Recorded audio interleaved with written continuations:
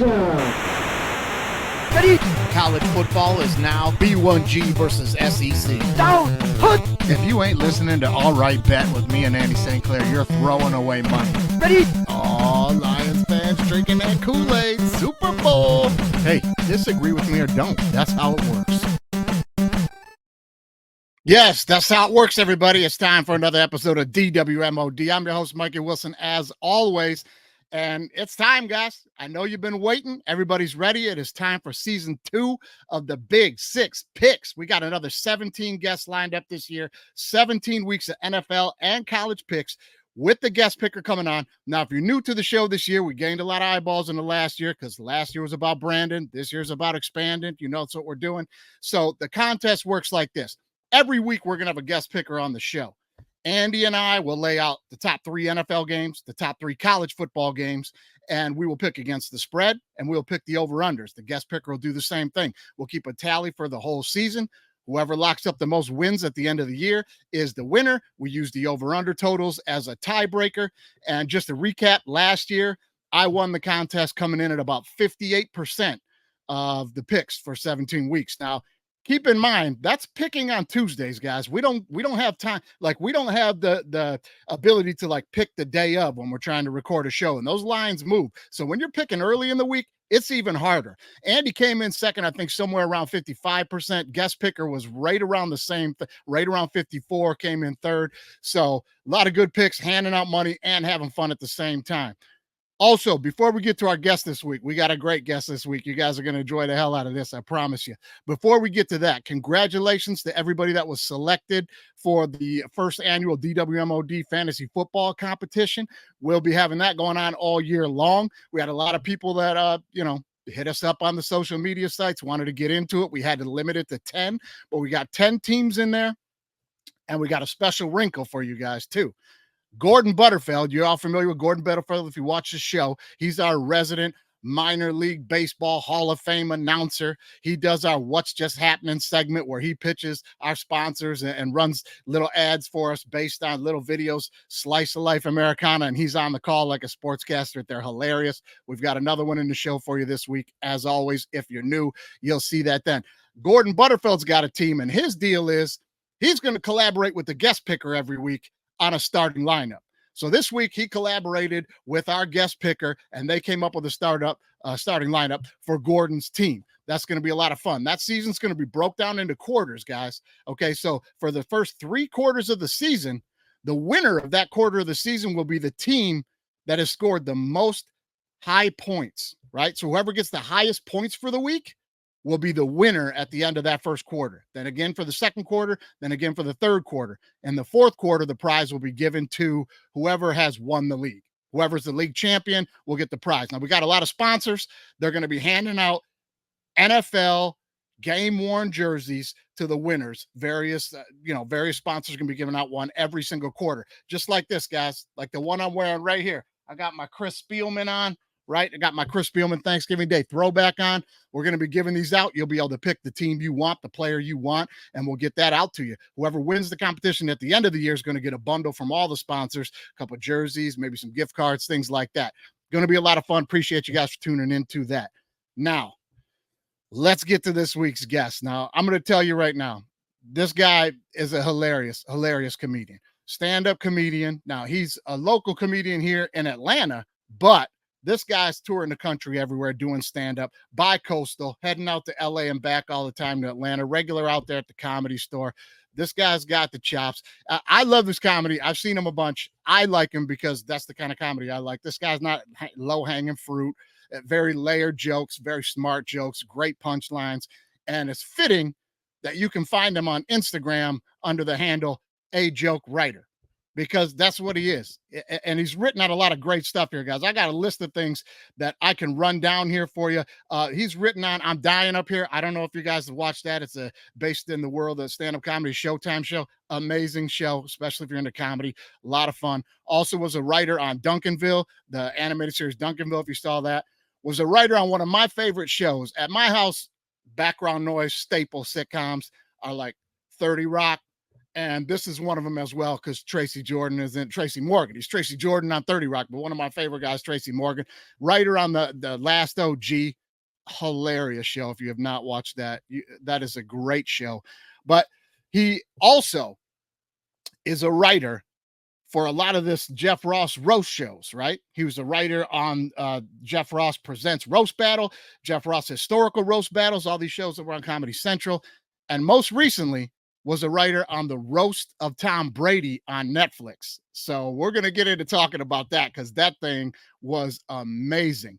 He also has his own that he wrote, his own movie that he wrote. I'll call it a movie, but I'm expecting it to go to episodic because it was great. It's on Tubi. It's called Big Bruh. I'll let him describe that a little bit for you, but it's about a boxer who's trying to fix his public image, and he's kind of a real douchebag. It's funny as hell. It's funny as hell. We're going to get into talking about that. But listen, before I delay you guys any longer, let me bring in our guest, Mr. Jerron Horton. Hey, Jerron. Yo, hey. Thank you for that intro, man. You made me feel better about myself. Just listening to you run through some of the things I've done, and your kind words. I appreciate it, man. I'm ready to help your guests make some money this week, man. Yeah, that's what I'm talking about. I mean, listen, I had to cut that list short. There's way more stuff on here that you have worked on. Right? I don't know what you would feel down about at all. And it's all good stuff. You know what I mean? Like funny stuff for sure. Now, thank you. Real quick, you got into stand-up when you were right in college, or no? No, I only went to college for a year. I went there just to play football. I walked on at Georgia Southern, played there for 1 year. Didn't play. I was on the team for a year. When I found out I wasn't going back to camp, they weren't going to invite me back to camp the next year. But I could still just like be on the team and try to work my way up from 9th string. I was like, all right, maybe college football isn't for me. I started comedy when I was 20, after like a few months after I moved to Las Vegas, maybe 6 months after I moved to Las Vegas. March, I think it was March 9th, 2010. Yeah, March 9th, 2010. Okay. And now how long were you out in Vegas? I was in Vegas for 3 years, man. I went through everything you can go through. I feel like everything you can go through as an adult, I went through in Las Vegas. And I always say that was my college, which is a very unforgiving place to learn about life. But I did learn a lot, and I'm grateful for it. And the most important thing I think I learned while living in Las Vegas is how to fucking parlay. Can I cuss on this show? Yeah. Oh yeah. How to fucking parlay. When we put this thing out on the YouTube channel, they make you check a box, and I promise you, I'm always checking. This is not for children. Okay, yeah. No, that was the most important thing. I remember as a kid, I remember seeing Two for the Money when I was younger. Yeah, I was into the movie, but I didn't understand how a line worked, a spread. Yeah. Blah, blah, blah, blah, blah. I didn't understand any of it, but I liked the movie. But when I got to Vegas, I was trying, early on I like to bet a lot of money when I'm even if I don't have it. So you get what I'm saying? So so I would be at the blackjack tables, nickel and diming, $5 a hand, $10 a hand. It didn't do it for me. And mind you, I'm speaking to you from the point of view of a broke 21-year-old, 22-year-old, but that didn't do it for me. So I would be betting way more than I can afford, and I would be losing more than I can afford. So, losing $50 hands, $100 hands, and I'm out, and I got to go back to work and hustle. But when I learned how to sports bet, parlay, it combined the two things I loved: risking money, but not as much, because you can parlay it, and that's how you increase the odds. Right. And sports. And football was that's my thing. I don't really bet on anything other. If I'm betting on basketball, I'm just messing around. But football, I believe I know what I'm doing when we're talking gambling on football. I've made some good money gambling. Hell, even on DraftKings. I got first place in DraftKings a couple years ago. I tied with 30 other people. So, I didn't win the whole $500,000 by myself because it was a Monday night game. it was like a showdown game, so it wasn't for $1 million. And then last year in the Super Bowl, I came on the last play of the game. Before the last play of the game in the Super Bowl last year, I was winning $490,000.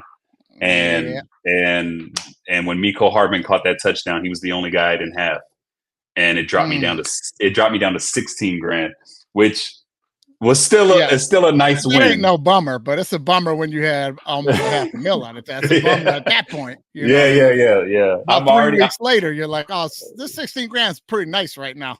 Oh yeah. I'm looking forward to Thursday, because Thursday's contest is $1 million contest showdown, and they're only letting 197,000 people in this thing, because normally, when you think about it, like the last game of like the Super Bowl, that it's just one game. They let like 400,000 people in, right? So it's a higher percentage chance of you tying with someone else, or you know what I'm saying. So, but this opener, it's 197,000 people in.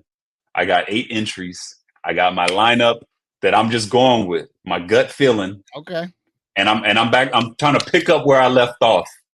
Okay. Yeah. I'm winning that $1 million on Thursday. When you talk to me on Friday, I'm gonna have $1 million on the way. Well, if you got $1 million on the way, we're not talking on the phone. I'll meet you somewhere. I'll meet you somewhere. We'll just hang out. Oh, man. Well, listen, we're going to get hard into some betting stuff later in the show. No doubt about it. Before we get into that, I got to ask you, how did you get mixed up with Jeff Ross and the roast battles, and how did that all come about? Just doing roast battle. When I moved to Vegas, not Vegas, when I moved to LA in 2013, I got a job 6 months after moving to LA in 2013. I got a job at the Comedy Store. And this was when the Comedy Store was like, it was in the, it was kind of on the down. Like it wasn't packed shows every night. It was very slow, but it was a nice hang. And, but during that first year of me living there, Kill Tony started, and so did Roast Battle in the Belly Room. So I was there from the beginning of both of those shows, got to watch them grow into what they've become. I did my first Roast Battle in like November of 2013, like, a few weeks, let's say like a month or two after it first started. And I battled against this comic named Luke Schwartz, a really funny guy. He was also an employee at the Comedy Store, and he just embarrassed me. It was like, I went in there so cocky.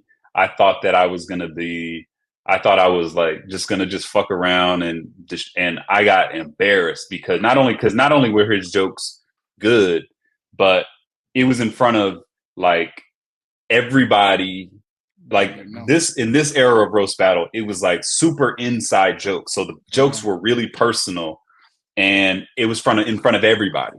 The talent manager of the Comedy Store, like the owners of the Comedy Store, like a bunch of the paid regulars there. That's rough. It was rough, but it hurt. I lost so bad that when I got home at like 2 a.m., I didn't even go to sleep. I went out for a run. I was like, I gotta switch it up. And then one of the guys who was judging that roast battle that I lost, he was really, really hard on me. He wasn't a paid regular. He wasn't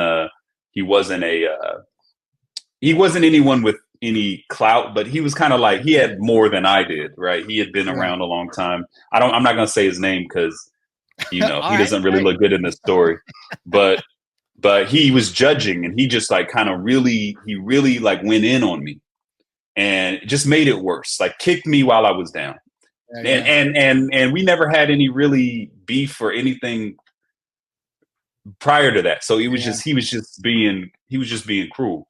He was piggybacking, man, because people are laughing at that point. So he's jumping on and piggybacking, man. Exactly. And so that loss was in November.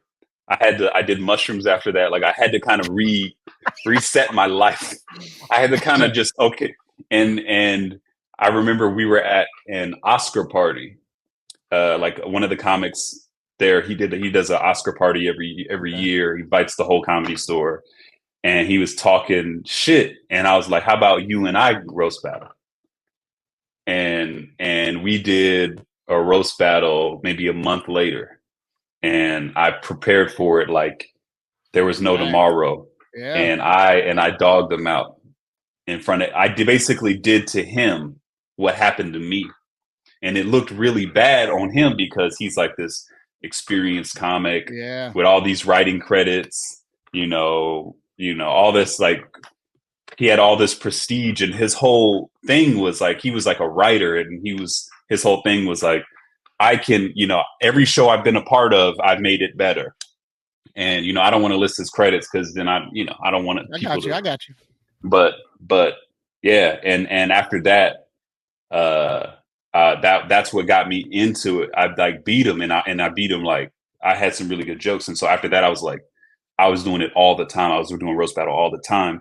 And Jeff started coming around when the roast started getting big, and he was judging regularly. He got to see me. That's how I got a lot of my early road gigs, like from Jeff Ross, Joe Rogan, Whitney Cummings, because they were at the roast battles and they've seen me roast battle. And so that's kind of how, yeah. So that's how I started working with. Yeah, that's how I started working with Jeff, and the rest of that. It's one thing when, roast battle, like you said, like it's got to be personal. So it's one thing when you're writing personal jokes, but it's a whole nother thing when you're writing personal jokes and it's personal. Yeah. Personal. Yeah. Like you crushed it. I love it. Yeah. That's great. That's great. So you wind up writing on the Tom Brady roast, which that's unbelievable, man. Like, what was that process like? Take us through that a little bit. I was it was crazy because it was, the writer's room was 5 weeks long, 4 weeks in a room, and then 1 week at the forum, like where we were writing and prepping. So for the first like 2.5 weeks, 3 weeks of the show, of the room, I mean, we didn't have we only had like Drew Bledsoe booked, let's see, Drew Bledsoe, Julian Edelman, and we're like the only two people who were agreed to do it early on. Gronk didn't come on until later, but only because he had a wedding. He ended up flying out the day before from like some island destination wedding he was at, flying in the day before to do the roast.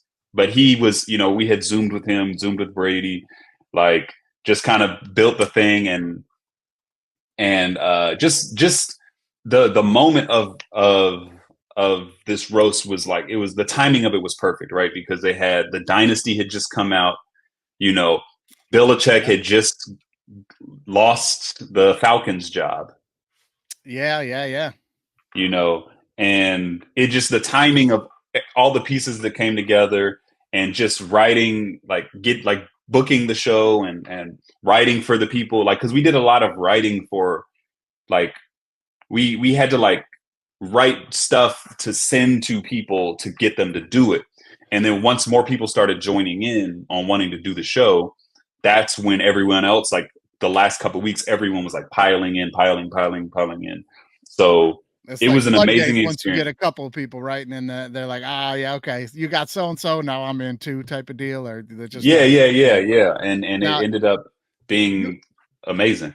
Yeah, it was beyond amazing. It was the most watched thing in the history of television, I think, or some shit like that. Yeah, like streaming, like sure. Yeah. It was the most watched thing ever. You ever see that draft day video when the Lions and Campbell's first draft, when they got Penei Sewell, fell all the way to us in the first round and they drafted him? I can't. Maybe if you remind me, they go nuts in the room. Like Dan Campbell and the GM, they just go nuts, high five, and they're going crazy that they got an offensive team. They're going crazy. I have to imagine that's what it was like in the room when Gronk finally signed on. You guys were like, oh, this is candy. This is candy. Well, I mean, yeah, because Gronk was funny. He's like Gronk was just the way he does, the way he carries himself, like his image and his brand, and he's not an idiot, Sure. But I think like he knows that that's what people think. And I mean, imagine like being I would say he's like being aware of that. He definitely plays to it. And it's like, I just imagine his life is like cake. Like just a cakewalk. He just gets to be goofy and silly, as goofy and as silly as he wants to be, because that's what people expect from him. And he's just got people just want to work with him. They laugh at all this stuff. He can get away with a lot of stuff. Like, yeah, like he was definitely a big. I would say getting Belichick was the biggest. Oh yeah. Now that was shocking. That was shocking. I was shocked. I was shocked. So I imagine you were even more shocked. You're on the inside of the process and it's not happening, and then boom. I'm like, I was shocked he did that. I've been shocked by a lot of the stuff he's doing now. Yeah. No, and it's crazy because like Drew Bledsoe, like he was writing a lot of his own stuff. Like he had come to the table he was the first one to sign on, and he was emailing us like all the time. He was just like, we were even like joking, like, man, the next one you might have to be in the writer's room for. He came and hung out at the Comedy Store afterwards. Like a lot of people came out to the Comedy Store like afterwards, after the roast, and like hung out and stuff. But yeah, he was super cool to work with. Like he was, and you see him now in the public eye more. Like it's crazy. Like, but same thing with Belichick. Like that roast, he got to open up. People got to see another side of him, and I think but that's what roasts do. They it's a good way to kind of like hit the reset button on things, like air everything out, and now you can just go and do your thing. Yeah, that's cool, man. That's cool. Yeah. He's gonna be doing a lot more stuff now too. That'll be fun to see him too. I always liked Drew. Drew Bledsoe, man. I always thought he was a good player. I never knew him personally, but I always liked him. And then that's tough, man. Then Tom come in and took your spot, but it wasn't like he was some bum. I mean, he was good. You know what I mean? Yeah. It was like, that's a bummer, man. That's like a 1 in a million that the GOAT comes in right behind you. Right. I mean, who else would you rather take your spot? Right. Yeah. Than the on paper greatest quarterback of all time. Yeah. That's a good point. Like, I lost my job to Tom Brady. So I guess that's a good way to put it. That's a good way to put it. All right. Now I got to ask you one question here. And listen, if it's something that you don't want to talk about or you can't get into due to contractual stuff, then just play politics and just go right to the answer. Let me just talk about how wonderful Tom Brady was. But how much truth was there to the fact that they didn't want anything said about Robert Kraft, and when it was, Tom got really pissed? I think that Robert Kraft, this is the guys that still signs their checks today. Like, so you got to think about it like that. Just think about it like that. Like, yeah, you know what I'm saying? I think that's what it is. As far as Tom getting really, really pissed, I don't think he was really, really pissed. I think that he just was having a good time selling the jokes, and Tom did a great job. Tom, as a Falcons fan, I hated how much I liked him. He was super cool. Like, it was cool to get to work with him. Like, we Zoomed with him a couple times, but then the week of the roast, he came into the room.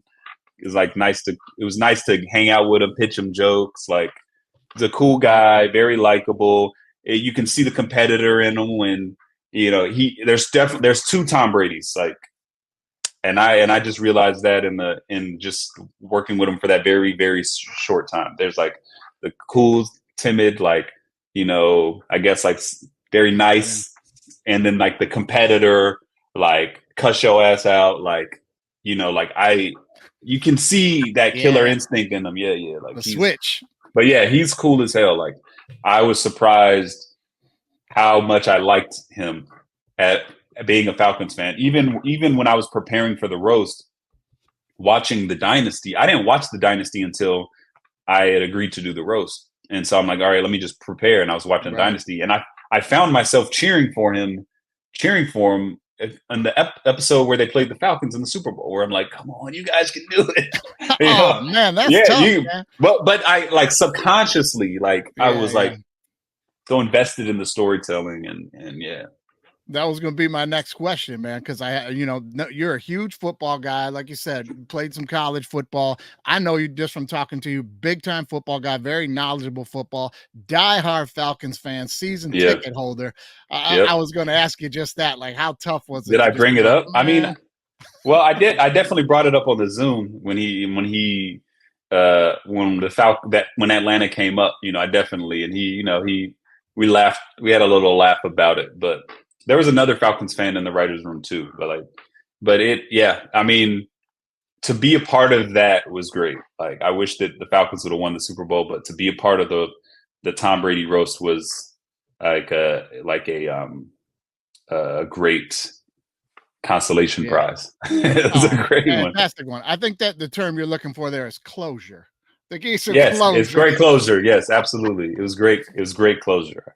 Well, what am I going to say? My team's never been to the Super Bowl. I can't even say shit about it. So, you know what I mean? That's tough. Yeah. That's amazing to be able to get to work on that thing with them, though, man. That's really cool. Falcons fans that still hurts a bit, man. I did, like, right after the Trump trial, I did a show here in Atlanta, and I opened up with a joke about, like, they put it on Trump 34-0. I haven't seen anything like that since the second half of that Falcons Super Bowl. That Atlanta room turned on me in a heartbeat. I was done. Yeah. It's a soft spot to have your favorite team in the whole world have literally the worst loss in sports history of all time. Sports have been going on for thousands and thousands for generations, forever. Like, I don't even know how long sports have been going on, for 10,000 years since the beginning of time, man. Since the beginning of time, cavemen had games going, or they were exactly. And this was the worst loss. The 2016-17 Falcons had the worst loss in sports history. Who'd have thought that it would happen in? Who else had the worst loss? What do you mean arguable? It was the worst loss. There's the Bills dumping that, or the Oilers dumping that game to the Bills in the playoffs when they were up like 37 points, and then Frank Reich came in and wins the game, and that's. But bad. Was it the Super Bowl? No, but it was exactly. Yeah, but it wasn't the Super Bowl. I got a little taste of it last year, that Lions-Niners NFC Championship game. I'm like, you didn't even have a sip. Yeah, you're true. You didn't even looking at the same bottle. It wasn't even I'm telling you. It ain't the Super Bowl. It ain't the Super Bowl. The most watched sporting event in the world. I mean, in America, which is pretty much the world. Yeah. Like, I'm telling you, it would, if it would have happened in the playoffs or regular season, it wouldn't still be as right, because there's been plenty of blown leads, but in the Super Bowl, in the game against Tom Brady, against like everything that was, come on, man. I would argue it's even worse that it went to overtime. If you just got beat in regulation and they came back, but then when they put you into overtime, that burp of hope starts to come back up. Like, okay, we're in overtime now. We can still win it now. It's a little extra time. Nope, squash. Honestly, when Julian Edelman made the catch, I knew we lost. It's crazy because I watched that game with my fantasy league, because that was the year I won our fantasy league that year in the other league I'm in, and I watched the game with the league and with my league, and everyone is like cheering for me the whole game. But in the whole game, I didn't even enjoy it. Never. Like, I wasn't celebrating at all. Sure. And then it's never over with times in the game, right? I mean, it's not even that. It just, I couldn't believe it was happening. You want to know the truth? Actually, what I was thinking was, like, I'm like, damn, all I ever wanted was for the Falcons to win the Super Bowl, and now they're about to win the Super Bowl. What is that going to do to my fandom? How is that going to change me when your team finally wins? Yeah. How is that going to change me? Because, like, the first team that I ever can truly say that I was invested in to win a championship was the 2015 Warriors. I've been a Warriors fan since 2009, since Curry. Like, when I moved to Vegas, before that, I was never into basketball, but all my friends in Vegas were basketball fans. They all cheered for the Lakers. I picked the Warriors because I went to Georgia Southern, and our basketball team played Davidson. That was our basketball team's rival. Yeah. So I saw Curry play in college. And then the year after I left college, I remember that was the year that he took them to the Elite Eight. And I'm like, I remember that guy. And so I was at the Final Four in Detroit. It was in Detroit that year. I went to the Final Four. Well, Davidson didn't make the Final Four, the Elite Eight. I watched him play in the Elite Eight, I believe, to Kansas, and lost that game. Yeah. But he lit it up in that game, and I was like, "This kid's for real, man." And I liked him because he looked like me in the sense that he wasn't like a giant an athlete. He was looked like a regular guy. You know what I'm saying? Out there doing it. And so he made me so he made me like basketball. I never really liked basketball. So when he got drafted in 2009, I was, I've been with the Warriors since Monte Ellis and Curry were on the court together. And so to watch them win in 2015 and become one of the best dynasties of all time and their thing, that was my first team, but I had never had a football team win that I liked until UGA. But the Falcons have been that's the team I want to win. Like when they win, it's going to mean more than Georgia or. I get it. I'm like, you know what I mean? Yeah. Like, you can brag about the worst loss in sports history being most heartbreaking and all that. But before last year, the Detroit Lions were hands down the worst franchise in the history of professional sports. Hands down. Yeah. Like nobody's even close. Can I argue that there's something fun about that? Like there's something fun. Listen, when it's like even the Browns too. Oh, it's like, yeah, we lose, but we have a good time. Like there's something like the Falcons we lose because of our the ownership, players we've had so many opportunities to be Super Bowl champions.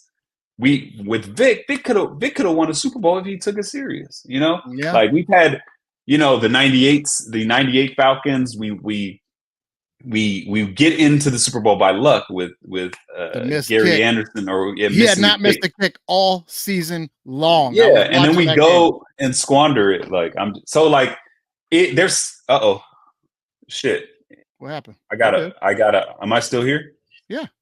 Yeah, no, my computer jumped away because I got a call. I put my phone on airplane mode. Yeah, no, you're good. You're good. I think maybe that outside view of you thinking like it's fun to beat the Lions because you're losing, but it's fun and having fun with it is because you're on the outside of the circle and it's all a joke and a laugh. When you're in the circle, I'll make it comparable to like that roast battle you talked about. Like everybody in the audience was having fun at your demise. They're like, that was fun as hell. But you're up there like, now I'm in the circle. This shit ain't fun. Yeah. You know what I mean? I get it. I know. I'm just trying to justify it. You're trying to make me that's how I justify. That's how I justify it. Yeah, it's like, yeah, that's what we do. We lose, but we go, we have a good time, and we cheer loud. It's like the Browns. I would say probably have a better fan base than the Lions do because they have embraced. I don't think the Lions fans just won't show up, or you know what I'm saying. But y'all, now that y'all are good. But y'all. That point took years because we had the Silver Dome, so we were selling 80,000 tickets. The best way to make money is don't pay nobody. They went all Wrigley and Cubs on it, And then when they moved to Ford Field, now you had that smaller ticket sale, and that thing sold out for the longest. But we're 0-16, then we suck and we suck and we suck, and then people started there was an actual movement in Detroit, people were actually saying and posting and signs all over the city, don't buy a ticket. Don't buy a ticket till this team gets serious. And then for the first time in years, they didn't get a sellout. Then they started getting nobody showing up. And then they're like, oh, okay. All right, we better fix this. So, I mean, that's kind of how that went down. But, hopefully this year will be a bit different. But we'll see. We'll see. I think it's going to be. I hope so. Cause there's certain teams that that are just easy to cheer for. It's oh yeah, Lions. Good job. They won. It was so easy to cheer for them in the in their playoff run. I was rooting for them. It sucked that they lost to the Niners in the NFC Championship, right? Yeah. We're up huge in that game, and then I did a whole episode on that. Dan Campbell just kept going for it and going for it and going for it. And look, man, when you're football enough, when you're in the lead. And the other team starts to rally back and they scored and stopped you. And then you turn it over and they score. And then they stopped you and they scored again. And then you have a chance to put some points on the board. You don't go for it. You got to put some points on the board. You can't let that momentum keep rushing like that. You got to put an end to that momentum. You got to take the points. Now, go ahead. Now, but the second one I was fine with down the stretch. Because now the game's all, was tied or we were down by a few at that point. And it's okay, now I'm fine with it. You go for it. You didn't get it. But early on, you got to stop the bleeding. You got to stop the bleeding, man. And they didn't. I think that like I like Campbell. I like the what y'all are doing over there. Yeah. Like I love the players that y'all have, the toughness. Like y'all are gonna be a very tough team. I'm of the mind of you gotta stick to your guns. And that's what like, that I think that had he not stopped going for it, people would have flipped it on him too if they would have still lost. Like, that's what I said. You that's didn't what stick the whole to your thing thing. was about. And so it's tough. I think that something happened in that game for y'all that I think it was that game that I was like, oh, yeah, didn't Brandon Ayuk have like a crazy catch? Crazy catch. Yeah. When that happened, I was like, had the interception, jumped up and like didn't catch it, and it bounced up in the air, and then and he continued in there, boom. When that happened, I was like, yep, I've seen that before. That was the Edelman catch. Like for us, like I'm like, but when that happens, it's just hard. When the team feels like, damn, it's really like the universe is against us. It's hard to stay. It's hard. That was my whole message in the episode was two things can be true. You know what I mean? Like two things can be true. Like I'm upset and it was the wrong call, but am I mad at him for sticking to his guns and doing what he's done all year to get us there? I understand why he did it. You know what I mean? And it's like two things can be true, man. He's doing what he's going to do. I'm upset about it, but I love him. We'll move forward, and I ain't going to hate on him about it.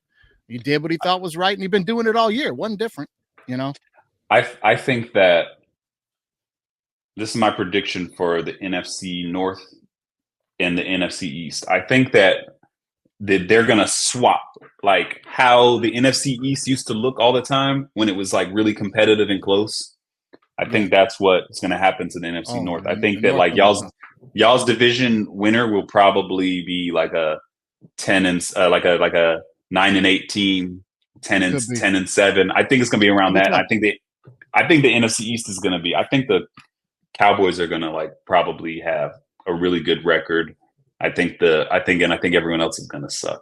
I think the Cowboys are going to have a really bad season. I think really. Actually, we broke it down. Andy said they were going to have a bad year, like 9-10 wins. I think I had them at 11 maybe, and competing with Philly to win that division. But they got a tough schedule. But I don't know.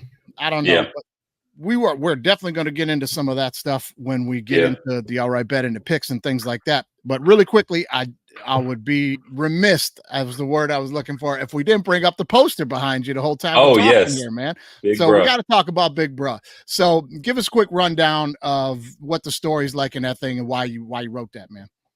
So when I wrote Big Bruh, it was originally like originally called Incomplete. And it was about a quarterback and his Make-A-Wish kid. It was like, imagine like what if Antonio Brown had a Make-A-Wish kid? What would those antics be like? The story. I wrote a half-hour thing, sold it to 20th Century. I wrote it during 2020 when all the stuff was going on, but it didn't come out till 2023. So like a lot of the topics and stuff feel a little dated just because of I wrote it in 2020 when all the turmoil was happening in the country. But it came out. It was really fun to work with the Bento team, Bento Atlanta specifically. We made it, and that's where the story came from. It was just inspired by a lot of the stuff that was going on in 2020. I haven't watched it in a while, so it's like the first 2 minutes of the movie. The jokes are hilarious when the fight's about to start, and they're like, the seltzer alcohol, drink like a teen. I'm like, oh yeah, hilarious, man. Like, just the jokes are funny. The thing is fun to watch. I love the nugget at the very end of the thing. I love when Granny tells the little girl, "Listen, you got to ask yourself, do you want to be happy or do you want to be broke?" That's so true and brilliant on so many levels, man. Yeah, well, and it definitely is the move. Like I'm grateful that they let me kind of say what I wanted to say. But yeah, it was like, do you want to be you or do you want to be happy? And it's I feel like the message was that these are these are concepts being passed down to our youth. It's like that's what we should covet and that's what we should value, and it's out of survival and out of fear of like wanting the next generation, our children and our the people who we care for to be comfortable in a world that does not care about them, and it's a very pessimistic way to view it's a pessimistic take to take, but I just never see movies end that way. I wanted to just take that risk and have it be like, because I was trying to set it up to sell it as a show. This was like more of a backdoor pilot. That's what I was saying. It kind of felt like, and then when I saw, it's like an hour and 10 minutes long, and I was like, yeah, okay, this is probably episodic, man, but it's great. Yeah. And that was the goal, is like to just kind of like, because when you would have watched the show and you just have them in this world, like when you watch a sitcom and they're just in the world, and you're like, man, why do these characters put up with this character all the time? If this person was a real person, I wouldn't hang out with them for real. How did these characters end that way? So I end up in this situation. So at the end of Big Bro, when she puts on the happy face and it's like, let's get it. Like after she had been clearly, is like where Granny had to, like, I wanted that moment to be like where her leaving. Like, because again, I haven't watched it in a while, so I'm kind of remembering it as I'm talking. But when Nikki came back and into the, when Montez tried to win her back, and she was like, no, get out of here. I'm not gonna let you use me. And even Montez wasn't even trying to hide it. He's like, I need you. I'm nothing without you. You're the only one who knows I'm the true champ. Without you, I'm just a loser. The thing that I want doesn't matter unless I have you in my life, and that's why I want you in my life. And Granny comes in to save the day, and she tries to kick game. Like, look, like it's the same thing that I get that you could say that she taught Montez his whole life, is like, this is about survival. Like, so you have an opportunity to make your life better, and once you get to the top, you can do what you want to do, be what you want to be. But when you're at the bottom, sometimes you got to play ball. You got to play ball. You got to play ball. That's the thing. And that's and it's a true thing about like when you're working with you in life, you're going to work with people who you don't like all the time, but you're going to have to kind of suck it up until you are in a situation that you can then or you can't do things your way. You can't get to the top. You need to get to the top in order to like be calling the shots, help the people you want to help, have all the control, but you can't get to the top without playing ball a little bit. Like Frank Sinatra's a liar. You can't do it your way. You got to get levels to the shit, man. And you got to get a few levels up, and then you can start breaking off and doing your thing. But it's levels to the shit for sure. And you guys check that thing out. It's on Tubi. It's called Big Bruh. It's excellent. Give it a watch, man. It's only an hour long. It's very funny. And along one of the messages of that movie, love is not currency. And we got to push some currency here. We got to do some ads. I'll keep giving you love on this thing, but we got to get some currency here. We got to get to the official drink of the DWMOD podcast, which brought to you by the official beer choice of the DWMOD podcast. That's Old English 800 Brass Monkeys. That's right, Jerron. Here we go. Brass monkey, that monkey, brass monkey, chunky. That's how we go, Brass Monkeys. We're not all fancy. You don't give us none of that champagne and orange juice. We don't do the mimosas, and then I got all day. I want to enjoy my buffalo wings. They'll probably give me heartburn enough, man. So I'm going right for the Old English and orange juice. Get yourself a delicious Brass Monkey and enjoy those tailgates, man. Old English 800, official beer choice of the DWMOD podcast. No doubt about it. Now, Jerron, I have to ask you before we get into quick hits here. Do you trust Kirk Cousins in Atlanta? I trust a healthy Kirk Cousins in Atlanta. But I also know that Kirk Cousins is about his money. And if Kirk plays to his ability, I think that we'll be just fine. And I do have faith that he can take us to the promised land. I don't know how his Achilles is doing. Like, we didn't get to see him. I did not get to see him run one series with the first team offense in preseason. I've seen him make a few passes in training camp, but I think it's telling that it's weird. It's because Michael Penix sat too. They sat him after one game in the preseason and he didn't play. So that made me think, they're worried about Kirk's Achilles. But 100%. Then we traded Heineke away and we're running with two quarterbacks. We're one of the only teams running with two quarterbacks. So I'm like, they must feel confident that Kirk is able to perform. Yeah. And I think that in the offense that we now run, unlike Arthur Smith's offense, we needed a quarterback that can do the play action, roll out, and hit the open guy, make the reads on the run. I think that our offense is going to be a lot like the Rams in that it's just stand and deliver. You got the weapons. Deliver. You got the weapons. Let the weapons be the weapons. Enough of this copycat game in the NFL where everybody wants a Lamar Jackson. That dude's a unicorn. You don't have it. And then the couple of guys that are extend the play guys, younger Russell Wilson, Patrick Mahomes, now not really a running threat, but will extend the play and beat you. Not looking to, you know what I mean? There's a couple of those guys that are good at that. Everybody else, it's okay to be a good quarterback. You don't have to have these. It's just such a copycat game where they feel like, I got to have the next mobile quarterback. Get a guy that can fit your system. And I'm with you. Right now in Atlanta, we've got weapons everywhere. Get somebody to get them the ball. My issue is that we don't have weapons everywhere. What? That's my issue. We had Rondale. I think Rondale Moore could have fit our system well, but he got injured, and trading London, you got Pitts, you got Bijan, you got Algiers. I mean, you got the running game is great. We do. Our running game is great, but I think what we're missing is I'll tell you this. When I went to the Falcons practice and saw our receivers group in person, and I was like, ugh. I was like, they look like high school kids. And if we're being honest about Drake London is in my opinion, he has a great potential. He has a high ceiling. And that shows from his first year. Like, he had a great season. He had a fumbling problem, but he's tough. He'll catch the ball and he's good at getting more yards. He doesn't just go down on the first hit. But in my opinion, I think that Drake London he is a wide receiver number 2.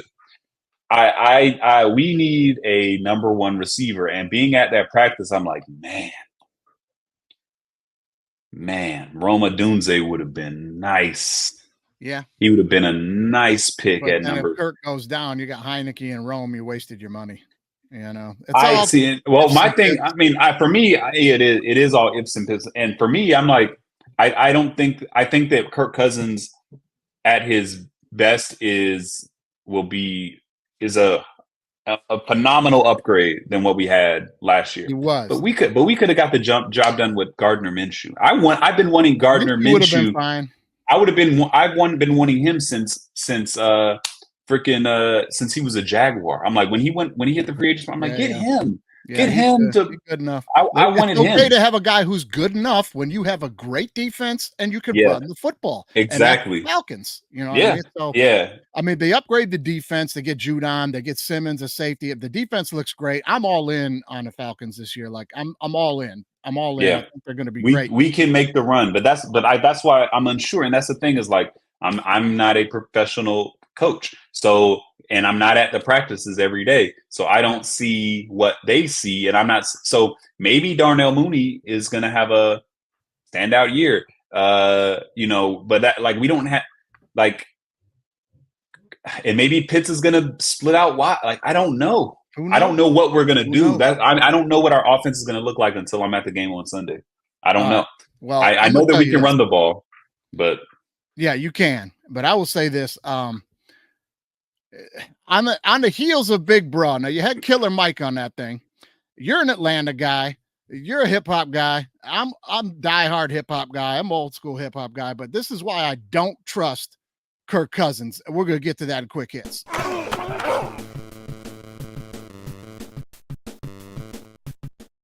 This is why I don't trust Kirk Cousins here, Jerron.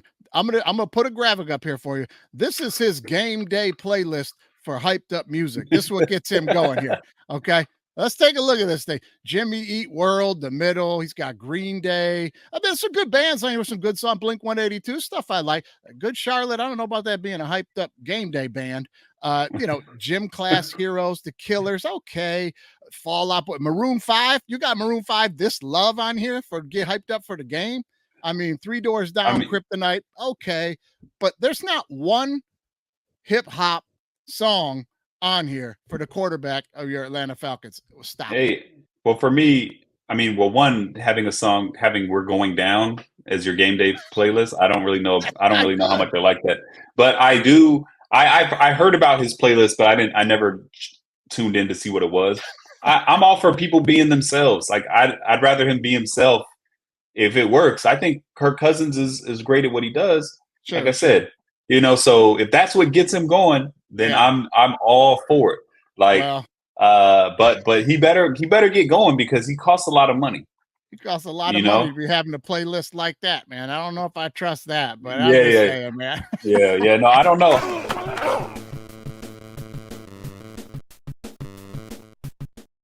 All right, man. Let's move on to our next quick hits. Let's talk about the Ricky Pearsall thing really quickly to keep it moving here. This dude gets shot, rookie wide receiver for the 49ers. That someone tried to rob him out there in San Francisco by gunpoint. They get in a fight for the gun. Ricky Pearsall gets shot. The guy who's robbing him also gets shot. And Ricky Pearsall shot in the chest. He's going to miss 4 games and be back, Jerron. Was it officially the chest? I thought that they reported the chest, but it was actually he got shot in the arm and the other guy got shot in the chest. Oh, what I read was that's what I wrong as well. Who knows in this day and age? Okay, what I read might be wrong, but I think it was for his mother was commenting on it. He was very lucky; it went right through his chest and right out his back and didn't hit anything. Okay, yeah. When I found out he was going to be all right. Yeah, good for him, man. I mean, he's from Florida, man. He's used to weirdos, I'm glad he's gonna be all right, man. There's plenty of things I hate more than this, but there's nothing I hate more than like just seeing a young person achieve their dream and then it be taken away from them. I hate seeing stories like that. So I'm glad he's all right, and I hope he comes back and plays well, just not against the Falcons, but 4 games, the guy's going to miss 4 games. I will say this, okay? In that scenario there, they're wrestling for that gun, and they both have possession of the gun at the same time simultaneously. So the gun is like the football, right? And it's a life and death situation. And a life and death situation in football is, we'll say, the end zone, right? Yeah. And when both guys possess the football or the gun at the same time in the end zone, that's a win for the offense. Ricky Pearsall coming away with a touchdown there. Well, he's going to be on the hands team when he gets back. So that's who the guy I want. No doubt, man. That's hilarious, man. All right, man. We're going to move into our next segment here called Knock It Off. Now, you guys are new to the show. These are things that are irritating to us that we just please put a stop to these things. All right, everyone. Time to do me a favor and knock it off. Now, I don't know if you saw this. That's hilarious, right? I love this. This is great. This is the one. That's the one and only Jamie Moyer. She is a treasure, man. Look her up, her credits. She's fantastic. But this next one, TJ Finley. Now I'm going to put this graphic up here for you, and you can see he's the quarterback for Western Kentucky. They're going up against Alabama. And here's what he had to say publicly.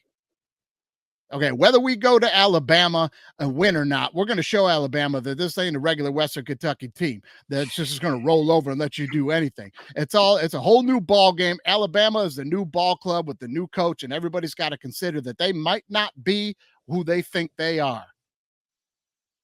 Now, I'm going to tell you, as a guy who played in the trenches, shut your quarterback mouth when we're going into Alabama. Knock it off. You know football well enough, and you played enough football to know the big difference between the power schools and the smaller schools is not the skill positions.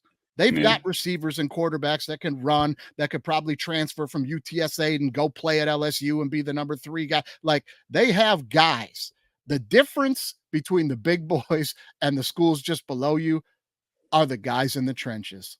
And when them guys got to go play in the trenches for the whole damn game, shut your quarterback mouth. 63-0. Alabama beat them. They did, but he's right. They didn't roll over immediately. Oh, wow. Right. Yeah. Like they gave it was like a good first half of the first quarter. I was like, okay. I don't think it got rolling until like the end of the first quarter. Either way, they wound up pregnant with a real bad loss. I'm going to tell you that right now. They had to give birth to that bad boy on film on Monday. I'm telling you, that was terrible. Just knock it off. All right, everyone. Time to do me a favor and knock it off. Okay, let's quickly touch on NIL. All right. NIL's gotten out of hand. It has gotten crazy. There's no rules. Now I'm here to tell you right now, though. I'm like, good for you, for the kids. Like, they don't want to put no rules on it, and they're going to hand out millions of dollars to kids who ain't worth it. Go get your money. Go get your money. Like, I'm not mad at the kids at all. Take that money. But it's out of control, and there's no reining it in sight. Now, I'm sure you followed the story of the coach from Oregon State, took the job at Michigan State, and the number one quarterback in the portal, because everybody knew Gabriel was going to Oregon. But the number one quarterback in the portal was Childs out of Oregon State. Everybody wanted him. He follows his coach in Michigan State. They paid him about $2 million, somewhere around $2 million to go. He got more than Dylan Gabriel got to go to Oregon. He goes into his first game at Michigan State, and they're playing Florida Atlantic. And he's 10 of 24 for 114 yards, 2 INTs, one down at the goal line that was basically pick six the other way. They scored 3 plays later after they tackled the guy, but he took it all the way down the other way. QBR rating of 30. $2 million. It's out of hand. Yeah, I think that the NIL deals, they're good for the athletes, bad for the game, and that it's good for the athletes, bad for the game, because you got, especially as someone who, I'm a bigger pro fan than I am college fan, even though I'm a college fan.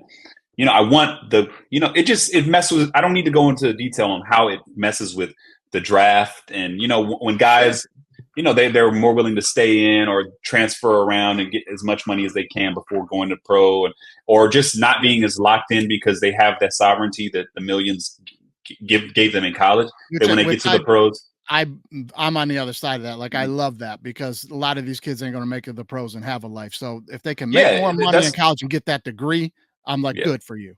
And that's going to change your life. That's why I say it's good for that's just my opinion. It's good for the athletes. It's bad for the sport. And as a fan that is not an athlete, I want the sport to be as good as it can. I'm not saying that they don't. I'm not saying don't pay them. My fix would be just put the money in escrow, and that they can't collect it and same page.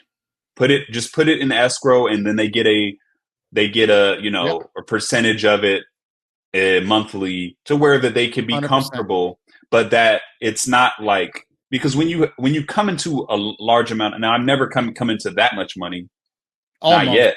One touchdown away, almost.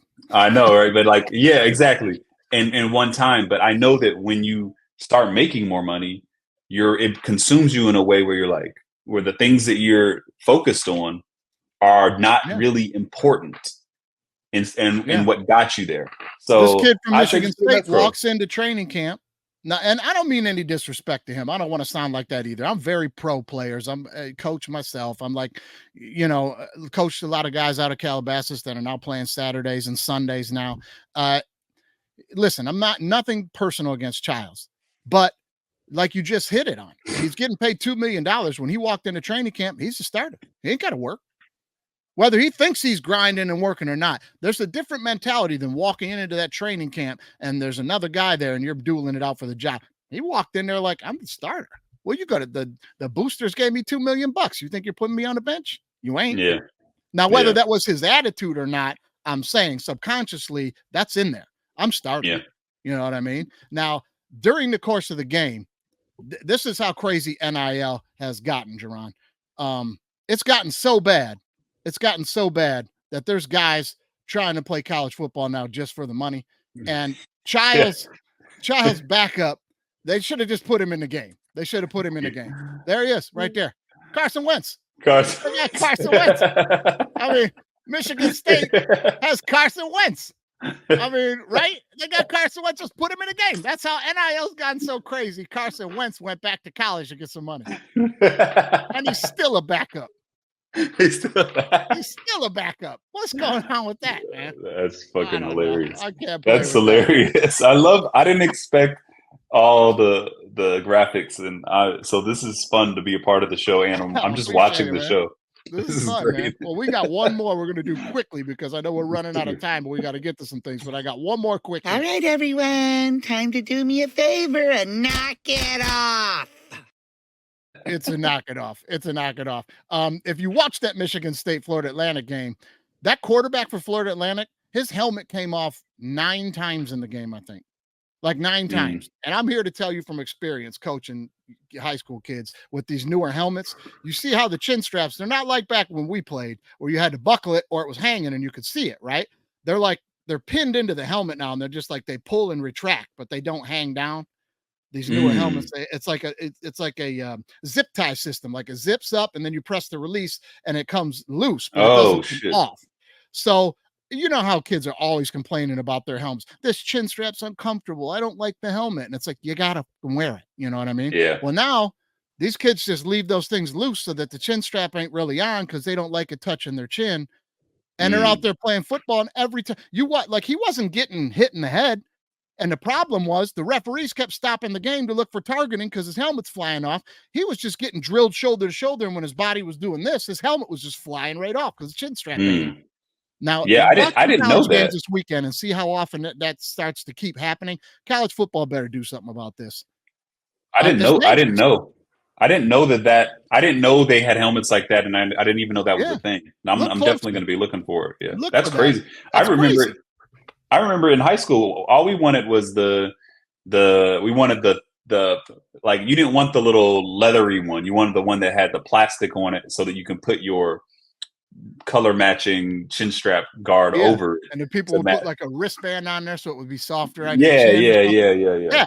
So they don't have to do that now, but there's no way to check them on if their helmet's tight or not. And this kid's running around with his helmet off 9 times during the game. I'm going, no, this ain't safe for nobody at all. They got to step in and make a rule where the referee's got to be like, once a guy's helmet comes off twice, he can't come back in the game till you can show me he's got a proper fitted helmet. They're going to have to do it like UFC, like they're going to have to check they're going to have to get their arms taped, their hands taped, the helmet taped around their face and shit, signed off by the commissioner. The helmet doesn't come off the whole game.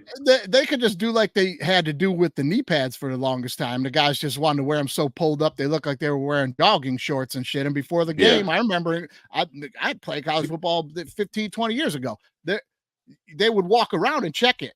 Those got to come down. Got to go. They're like, those aren't low. They got to walk around before the game and like give a little tug on everybody's chin strap. Like, no, buckle that up, son. You know what I mean? Where'd you play college at? I played at CMU out of high school. Oh, that's I went right. to Central Michigan University, and then I finished up playing at AlrightBet University and played some basketball there too. Nice. So yeah. So Chips won big last week, but more importantly, on that note, we're going to move into our next segment, and I got to do this every week because my son is now playing at ULM, transferred from Grambling State. He's now at University of Louisiana Monroe. So we got to get to the Warhawk Report.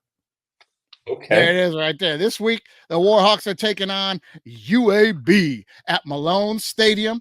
All right, we'll be there for the game this weekend. Now, Warhawks took care of Jackson State easy last week, 30-14. They win the game, and UAB's coming into town now. UAB beat up on, I think, Alcorn State.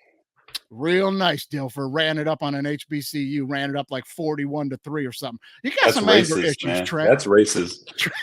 Trent, you got some anger issues, man. That ain't cool. You're a dick for doing that. They're coming in to Malone Stadium. They are the 12.5-point favorite. We're going Warhawks all day now. This is a homer bet. We're taking Warhawks all day. Here's 2 quick plays from the weekend that were my favorite plays of the game. I was at the game. Now, here's the first one. To put this in context, ULM's about to punt. They're running the team out there at the last second. Look at the play clock. They didn't have them ready. 3, 2, 1. Center barely touches the ball. Got to get it off fast. Look at that dart. I wonder who that center was. That's an amazing center. That long snapper. And look at the same guy that snapped it. Going to down it at the 5. Oh, what an effort by the long snapper there. We'll leave the field here as the television feed shows. Nola Wilson heading off the field there. Great play, great rep. One of my favorite plays of the game. First snap at the FBS level, first time getting on the field at the FBS level, and the play clock was running down. He had to literally run out there, grab it, and fire it. That ain't easy to do for a long snapper. You got to get ready, get set, see where the punter is. So that was a great play. That's a $6 million a year guy right there, at least in the NFL. Yeah. Right? I'm trying to get some NIL money first. But oh, yeah. Get that. I ain't giving long snappers. It's all right. He could transfer at least 2 more times now, right? He's a sophomore now, right? Yeah. If you're not interested in graduating. Now, here's my second favorite play of the game. The very next series, we get backed up inside our own 5. That's not where you want to be as a long snapper. And my man's cool as a cucumber, and it shoots the dart. Bam! Right on him. Boom. We're out of there. And the punter shanked it a little bit. Didn't get a good kickoff here, but let's see who gets over there hustling and downs the football. That's the long snapper again. Well done. We need to get this game tape to Kirby Smart ASAP. We need to get that guy, whoever this guy is snapping this ball, we need to get him at UGA so that we can go to the games and see him. So great. That would be so great, man. But it was fun. It's fun to see him play, fun to see him win. We'll try to catch him this week against UAB. Let's go Warhawks. That's the Warhawk Report for this week, guys. Now, we're going to get going into the Big Six picks. I know we're up against it here. We'll get it in before we got a hard out here. Jeron's a busy man. But before we get there, we got one more set of bills to pay here. And we got to get to Gordon Butterfield. Now, if you're a fan of the show, you know Gordon Butterfield. If you watched us all last year in season 1 of Big Six Picks, you know Gordon. If you're new, Gordon is a Hall of Fame minor league baseball announcer. And he handles the advertisers for us. When they come in and they want a quick spot, there's a little video they'll play, and Gordon will give the play-by-play on the video. So here's this week's What Just Happened with Gordon Butterfield on the call. What just happened? What Just Happened is brought to you by Black Hawk Coffee. Start your day off with Black Hawk Coffee and you'll be flying high and landing right on time. That's Black Hawk Coffee, a Colombian bean company. Janet Lipnicki with a fresh cup of Black Hawk coffee, looking to take on a washed-out beef patch. A ginger 1-2, and she's in the clear. Oh, sniper! Oh, what just happened? Looks like we've got action from the 6-story window of the book depository as Janet takes that second step. Oh, bang! Down she goes. Let's take one more look, and here we see she goes wrong right there. She's simply uncoordinated, and bang! Her face in the sand quicker than an ostrich. Oh, that's gotta hurt. Somebody put some chalk around that coffee. Black Hawk down. Oh, what just happened? Oh, Gordon Butterfield. Classic. A classic, man. We're going to have those every week. Gordon, love you. Well done, sir. Love it. All right, we're moving into the Big Six picks here, Jerron. Now, Jerron had the opportunity to coordinate with Gordon Butterfield on his fantasy team. Now, we're not going to give out who you guys put on. You guys got to get on your app and take a look at the starting lineup this week for Gordon Butterfield and Jerron Horton. It'll be on there this week. But, man, what an honor to get to do that with a legend. That's going to be fun. Hopefully you guys will get some points this week. Oh, now, yeah. Let's get to what everybody's here for, man. It's the Big Six picks. That's DWMOD, brought to you by Old English 800. Okay, first game of the weekend. We're going to get into the college games here. So, game 1 now. Colorado at Nebraska, -7. The over-under is 50.5. Who do you like in this one? Okay, just going off my gut, man. Obviously, I'm cheering for Colorado. I think Nebraska is going to definitely cover that spread. I think they're going to blow Colorado out because it's just a step up in competition. I mean, I don't care if it's week 1. Like, we watched them struggle against North Dakota State. Like, Nebraska's they're on a whole new level. They're back. I think if I were betting that game, I'd take Nebraska to cover the spread, and I'll take the over because I think they're going to blow them out. I think that Colorado might get some garbage time points, and I think that's why I'm definitely going to take the over on that. Yeah, I'm not going to disagree with you here. Colorado is nothing if not the Wizard of Oz behind the curtain. I mean, it's not a good football team. Deion's not a good football coach. He's great at the Instagramming and the NIL. If you guys tuned into the show last week, I went in on him pretty hard. I don't, again, about the student athletes. I don't like how his whole mentality is just blowing these kids out the door and taking their scholarships away. Don't try to develop them. It's all about the 5 stars and what best player I can get. And meanwhile, some kids now out of a scholarship and gone. You didn't even give them a chance to develop them. The turnover there in 2 seasons is ridiculous. 75% of the roster in year 1, kids weren't his. Okay, so year 2, kids were his. It's almost 60% turnover, and there's stories everywhere. Him just being like, "Hey, you ain't gonna play, beat it." I'm like, that ain't what it's supposed to be about. Not a fan of that, but they're just not good. But they can score. So I'm with you. I'm going to take Nebraska to hammer. First time Colorado's been to Nebraska in a long time. They're now in the same conference again. So hopefully this rivalry will get heated back up. But I'm going to be with you, man. I'm taking Nebraska laying the 7. There's definitely going to be points in this game. I'm going over 50.5 on that as well. Andy's going to be on later to give us his picks, probably an all right bet. We'll add them to the mix here. Now here's the next game on our docket of college football. Texas at Michigan. Now, Michigan is getting 7, home dog. Michigan plus 7. The over-under is 44.5. Who are you liking this one? I mean, I'm going to take Texas to cover the spread again. I think that they're probably going to be one of the best teams this year in football. Michigan looked bad last week. If I had to bet, if I was betting with these games, I wouldn't even touch the points because I just don't know enough about these teams yet. It's so early and Texas is on the road but if I have to pick the over or the under on this game, my gut is telling me to take the under just because I could see Texas winning this game maybe like 21-10, 24-10. Right? Yeah. Because I just don't know. Michigan they didn't look good last week. But they are at home.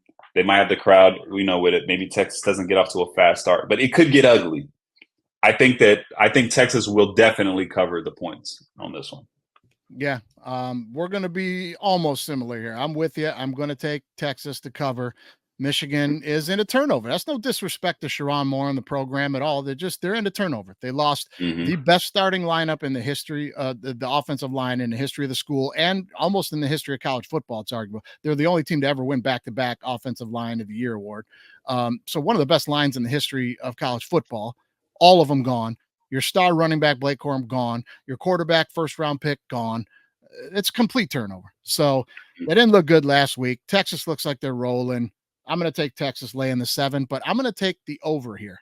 I think there's going to be a lot of points to be scored. And I think you're not too off on saying like 34-10, which is right around that threshold there. And I'll give Michigan another field goal in there or something. I just think that the over is going to hit in this Texas offense. Yeah. So that's where I'm going to land on that one. Game 3 on the college docket, of course, is the only game of the week that has 2 ranked teams. Okay. Tennessee and NC State, both ranked, will be meeting each other. Now, the landscape of college football now with the 12-team playoff, guys, it's just going to look like this for the first 2 weeks for the rest of the time now. It's going to look like a church bake sale, right? There's going to be about 2 or 3 cakes you're really interested in bidding on, and the rest of it's all cupcakes. That's what it is. That's exactly what it's going to be. And this is one of the good ones this weekend, I think. So we got Tennessee at North Carolina State. NC State, home dog, plus 7.5. The over-under is 60.5 points. Where are you landing on this one, buddy?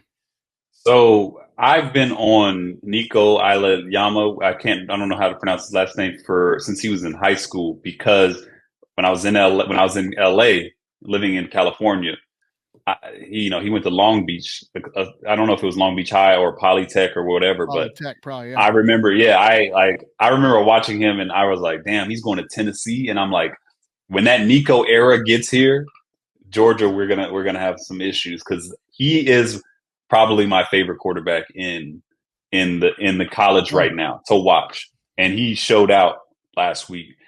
If I'm being honest, I did not really watch the NC State game. I didn't even know they were ranked. I should have did my homework when you sent me this last night. They're like 24 or 22. Yeah, 24. Yeah. If I had to pick this game, I'm going to take the under because 60.5 points is a lot of points. And I'm going to take Tennessee to cover. They just look good. And I know that they had a good recruiting class. They got a lot of guys. I don't know. NC State. I don't. Again, but I'm ignorant to it. But if I had to, take that, my gut tells me 60 is a lot. But I think Tennessee. I think they're going to beat them easily. All right. I don't think it's going to be an issue. Tennessee laying the touchdown and the hook, and you're going under on the 60.5. You and I are on the same page here. Yep. I think Tennessee wins this game. I think they cover the spread, but NC State is notoriously tough at home on defense. Yep. I don't see them rolling up 40-something points on NC State. I could see this one being, like you just said a second ago, I could see this one hitting like 33, 34 to 17, maybe 14, something like that. I don't see 60 points getting up on the board here at all. We're on the same page on that one for sure.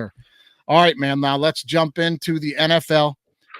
This is going to be close to everybody on the show's heart this week. Andy's a Kansas City guy, born and raised, diehard Chiefs fan. I'm a Detroit guy, born and raised, diehard Lions fan. You're an Atlanta guy, born and raised, diehard Falcons fan. All our teams on the docket this week. Let's start with game one. Ravens are at the Chiefs. Okay, and the line here has just moved to -2.5. So it is now Chiefs -2.5. I don't know if that's going to change your mind. Chiefs -2.5, the over-under of 46. Who do you like? All right, so if I'm picking, if I got to bet this game, I'm going to take the Chiefs -2.5 because they lost their home opener last year. And I'm going to take the under in this game just because I think it's going to be a close. I think the Chiefs. I think it's going to take a while to get Xavier Worthy rolling in that offense, but I think once they do, then they're going to start looking like the high-powered Chiefs of the past. They did lose some defensive players, but I don't know. Just Arrowhead at home, opening game, and they're going against Lamar Jackson and a guy who has a lot to prove. But I like Lamar Jackson a lot, and I cheer for him because he's talented, he's humble, and he's black. He checks all the boxes for me on wanting to root for this guy. Sure. But I don't know, man. When it's the Chiefs they're the defending champs, and I think that they could. I think they don't want to get off to the start that they got off to last year. So. If they're -2.5, I'm taking them. But I think my gut tells me that this is a 20-21 game. I think this is the Ravens. I think the Ravens are going to be up 20-14, and it's going to be Patrick Mahomes has the ball last, touchdown, 21-20. But if I had to bet my money, I'm going to take the Chiefs to win it on a field goal, and cover that. And I'm taking the under. Taking the under on this one? Yeah. I think it's going to be a low scoring first half. And then there's going to be some holes in the defenses. And then plus the Ravens have Derrick Henry now. Like they're going to be running. They were criticized for not running it enough in the playoffs. I think it's just going to be a lot of running. The big key to me is now they have the run game with Derrick Henry. And I'll just touch on a few things that you said there. First of all, let's start with the fact that you're rooting for Lamar Jackson because he's a black quarterback. And people that take offense to something like that are so fucking stupid. They're so fucking stupid. I can't handle it when they're like, oh, well, that's the only reason. Okay, turn on the 49ers game and see if you ain't cheering your ass off for Christian McCaffrey right now.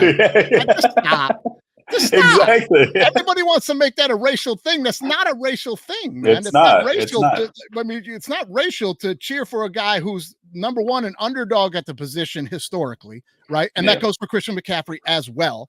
But it's normal. That's normal for you to look at the television and go, "Oh, that guy looks like me. I hope he does well." You said earlier about Steph Curry and not racially, like body type and skill. What I mean? Like these are normal human behaviors. Don't be an idiot and an asshole. That's a normal thing, and go for it. I applaud it, and I applaud you saying it because people are scared to say it sometimes. No, that's funny. The other thing that I will say, listen. My problem with the Ravens, and I'm on record on the show a ton, so I won't get long-winded on it again, but my problem with the Ravens and Lamar is he's fun as hell to watch. and I love him. But come playoff time, this is where it always hurts Lamar in the playoffs. Everybody acts like, oh, he kind of fades in the playoffs or doesn't do as well in the playoffs. The reality is, in the playoffs, you're playing better teams, better defenses, and the problem with the Ravens is if you get up on them, everything they do offensively with Lamar Jackson runs the clock. Either he takes off running, or they're running the ball, or it's some kind of RPO play action where you're hitting the tight end quick, or you're hitting a quick under in the middle of the field, or you're hitting a quick out that is to turn up field quickly. There's not a lot of incomplete passes down the field. He throws downfield more. Don't peg me in that corner. It's not what I'm saying, but you get my point. Everything you do runs the clock. And when you're playing a good team in the playoffs and you're behind and you can't stop the clock, you're going to lose. Yeah. Yeah. The Titans you hit the nail on the head. that a couple years ago. You know what I mean? Got out early and then just rocked the clock. So that's the problem with the Ravens. But I'm gonna take the Ravens to win this one. Okay. I'm gonna take the Ravens in the 2.5, even though it's not the 3. If it's 3, I for sure take Ravens. I'm gonna take the Ravens and the 2.5 points, and I'm gonna stick with you here on the under. Both teams are gonna play some defense in this game. Yeah. So I'm gonna take the Ravens to win the game and take the under, and then we'll jump to your boys, the Atlanta Falcons at home against the lowly Pittsburgh Steelers. Falcons are laying 3, and the over-under here is 42. Is this a gimme of the week? No, it's not a gimme because it's the Falcons, right? And if it's minus, I hate -3. I hate that. I stay away from games when I'm betting those. Yeah, exactly. So if the Falcons are -3, they're going to win by 3. This is going to be a push if you bet this game, in my opinion. I think the Falcons are going to win it on a field goal. I'm going to take the under. This is the Steelers play good defense. I have not seen the Falcons' first team offense enough. And I don't think that they haven't played enough. We haven't seen what they can do in a game in the preseason. Sure. For me to believe that we're going to go out there and touchdown. No, this is going to be fucking field goal after field goal after field. I think the game is going to be 7-6 at halftime. Falcons are going to be down 1. Falcons are going to be down 1 Falcons point. Fan here. Yeah. It's very pessimistic. This is just like Big Bro. This is very pessimistic. It's just being real. It's just being realistic. And I think we'll turn it on, and we'll either turn it on in the second half or we'll barely get by. I think we will win this game. But you'll see. Halftime, it's either going to be 7-6 or 10-6. Watch. We're going to be down. So you're going to take the Falcons and the under. Okay. I'm going to take the Falcons and the under because I have to pick that game. If I was at the casino, I wouldn't even play it. Well, I'm telling you right now, I'm playing it, and I'm playing it on a ton of stuff this week because I'm all in on the Falcons, and you touched on a lot of things there for me. They haven't shown anything in the preseason, which is why I like them. The Steelers have no idea what to expect. Everybody's like, well, Kirk Cousins may not be healthy. I think he's ready to go. I think they're keeping it in their pocket. I think he's been working with these guys. I think this offense is going to roll. You can run the ball and play defense. Kirk's going to get the ball out to guys enough to put points on the board in this thing. We know from the preseason that the Steelers cannot score points. They'll play some defense, but they are not going to score any points. This Steelers team is bad. Love Mike Tomlin. He is probably the best coach in football right now, next to maybe Andy Reid, right? He's fantastic. Never had a losing season. It's coming this year. Yeah, and it ain't on him. It ain't on him, but it's coming this year. Revolving door at quarterback here. We'll see Justin Field by the second half, but I'm telling you, Falcons lay in the 3 and give me the over. I think the Falcons are going to explode for some points in this one, man. That's where I'm at. Okay. That's where I'm at. All right. You want to know? I'll tell you what worries me. Yeah. Is that we have another first-year head coach. In the sense that this is his first year in this tenure. Yeah. And you got when it's your first year, you got wiggle room, right? Imagine if Raheem had 2 losing seasons in a row. I guarantee you we would have seen that offense in this preseason. So I'm saying I think that he's got a little bit more wiggle room, and he's like, let me just protect my asset. I'm telling you, I will be shocked if the Falcons offense goes out there and just throws up points after point after point. I will be shocked. So that's why that's my other thing. I think what you got going for you is that Raheem Morris is a defensive guy and a smart guy and not an ego guy. And he's going to let the smart people he brought in handle the offense. He ain't going to stick his fingers in it. He's going to handle that defense. And I think they're going to be ready to go. I'm all in on the Falcons. I'm going to be betting on them a lot this year, especially teasers. In this one, I may tease this thing down. But anyway, I digress. We'll talk after the game for sure. Last game on the docket for us here, NFL. I don't know how the Lions got done like this, but have you ever seen a team start the next season with 2 of the teams that they beat in the playoffs back to back? I've seen them do the rematch of like the Chiefs and whoever, but have you ever seen this? I have not. Our first game is the Rams. Our second game is the Bucks. No, but that's fine by me because the Rams are coming to town. Stafford coming back to Ford Field again. Lions laying 3.5. Now this is the one I hate. I hate the hook. Lions laying 3.5, and the over-under is at 50.5 on this one. Who you like, Jerron? I think that this is going to be the best game of the week, and I think that the Rams are going to win, and I think they're going to go. I think it's going to be an over. I just think the Rams are going to win this game. I think they're. It's just a get-back game, and the Lions. I don't know. We haven't seen what they look like as the team that's expected to be good. And you know what I'm saying? And they're starting, and this is game 1. And the Rams are just fucking good. They shocked me last year. They were supposed to be bad. Yeah. They are good. I put a bet on them to win the division. Yeah, same. I parlayed all the division winners. I picked the Rams to win their division too. Right. But this game specifically, because it is week 1, my gut says Rams will win and it'll be an over. I think it's going to be a fun shootout Sunday night. We're going to have going to have so much fun watching that game Sunday night. And I think that it probably come down to a field goal, game-winning kick. Like, all right, that's just my where pick. I'm at on this one. I already know where you're at. What's that? Hold on. Yeah. That's what I'm talking about right there. Kane Kong just whispered in my ear, Rams ain't got shit on me. Lions are ready to go, man. I'm going to take the Lions. I'm going to take them laying the points. They're going to get out of the gate fast this season because they need to, because the schedule's tough. And I'm going to take the over. You're right. There's going to be points in this thing, man. There is going to be points in this thing for sure. Now, Andy is in the house, guys. He is in the house. He is in the green room right now waiting. So, Jerron, we're going to get to Andy in our overtime segment. All right, bet, guys. We're going to be handing out all of the rest of our picks for the week. College football teasers, parlays. We're going to be handing out all the stuff you guys are looking for, the candy to get you that money. NFL games, it's all coming on the overtime on All Right Bet. Jerron, I want to thank you for being in the house this weekend, man. It was fun. Thank you very much for having me, Mikey. You are I've known Mikey for almost a year. I feel like the first time we met was like football brought us together, but I love the vibes when you're around. You always come through and support my comedy shows and get up. You're the most consistent person, one of the most consistent people I know on this comedy scene out here, and I love you to death. Thank you for having me. Please have me back. I had a great time. I love the production value of the show. I love the segment. I love everything about this. I would be honored to come back. Oh, I had a great time, my friend. It'll be a Falcons season. You will be back, my friend. I appreciate you. I know you got to get going, so we'll see you next time. All right, bro. Have a good one, man. Bet.